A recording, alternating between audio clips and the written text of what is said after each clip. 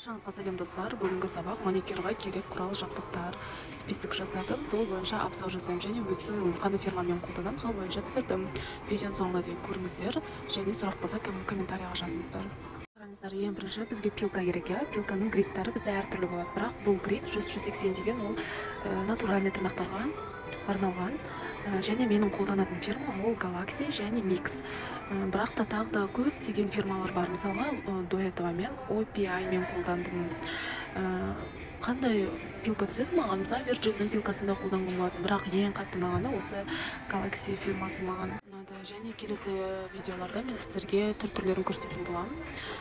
Келесі екінші бізде ол бафик. Бафикті білесіздер, тырнақтың бетін тегістеу үшін арналған. Тоже 100-180 грит аламыз. Фирма әртүрлі. Өздеріңізге қайсысын ұнайды, соны ала берсеңіздер болады. Осылай ақырындап заттармен танысамыз бүгінгі сабақтан бастап. Сосын сіздерге жаймен деп видео түсіремін. Ол жерде бәрін нақты көрсететін боламын. Ногтевой магазиндерге барып бағаларына дейін жазатын боламын. Қайсы оригинал емес, бәрін ажырата білу керек. Сол үшін сіздерге бәрін түсіндіріп үйретемін. Үшінші бізге достар апельсиновая палочка керек. Апельсиновая палочка не үшін білесіздер? Кутикуланы көтеру үшін. Аппаратный маникюр жасаған кезде бірінші кутикуланы біз осындай апельсиновая палочкамен көтеріп аламыз. Келесі бізге кусачка. Кусачканың жақсыларын таңдап алу керек. Өзімізге ыңғайлы болу керек. Кусачканың үлкенін алу қажеті жоқ. Stalex деген фирма ең күшті фирма.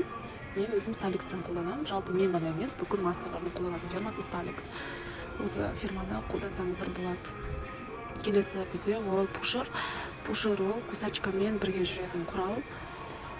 Пушерді алсаңыздар да болады, артық болмайды. Ол кутикуланы итеруге тоже болады. Келесі бізде щетка. Щетканы сіздер білесіздер, тырнақтың жаңа шамдарын түсіреміз щетка арқылы. Келесі бізде ол кисточка. Кисточканы әртүрлісін алсақ болады. Мысалға, френч салонға бізге кисточка керек, және дизайндерге сурет салонға кисточка керек болады. Келесі біздің списокта обезжириватель құятын ыдыс керек, сосын безворсовая салфетка керек. Безворсовая салфетки ол тоже обязательно, онымен сізге жұмыс істеу ыңғайлы болады. Бізде аппарат ол маңызды құрал, білесіздер, аппараттың түрлері көп. Одан кейін оған керек фреза. Фрезадан алмазный керек, кукурузный снятие, для снятия керек, шар. Мысалға, шармен кутикуланы кесіп алатын мастерлар болады, или шарсыз кусачкамен кесіп алатын мастерлар болады. Фрезаның түрлері өте көп, соның бәрін жеке-жеке обзор жасау керек. Фрезалардың түрлерін бәрін келесі видеода түсіретін боламын. Келесі бізге сушка керек, лампа, сушить ететін, яғни қолымызды гель покрытие лампасыз кеппейді, жақсы білеміз. Сол үшін осындай лампалар керек. Сосын бізге база керек, базаның түрлері өте көп. Базаны жеке тоже видео жасаймын. Топ керек, лактар керек. В основном енді негізі көбінесе қазір базаның түрлерін жағады, өздеріңіз байқайсыздар. Одан кейін біз дизайнға заттар аламыз. Дизайнға страйсиктер алсаңыз болады, слайдер алсаңыз болады. Неше түрлі линия, сызықтар, жаңағы стемпингтар шығып кетті. Сондай түрлерін алсаңыз болады.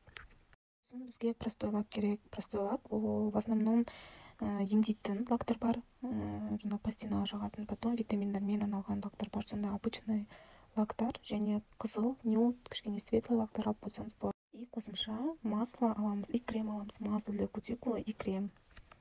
Осымен достар, менің видеом аяқталды.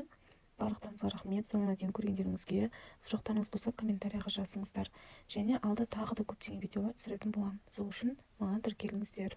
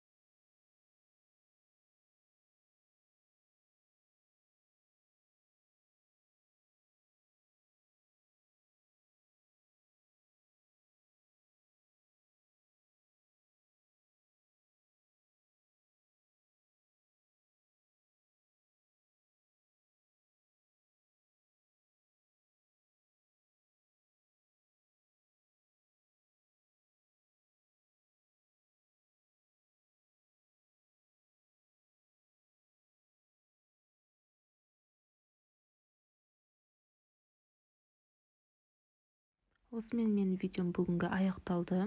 Соңына дейін көргендеріңізге рахмет. Сұрақтарыңызды комментарийға жазыңыздар. Келесі видеода басқа сабақ түрлерін өтеміз.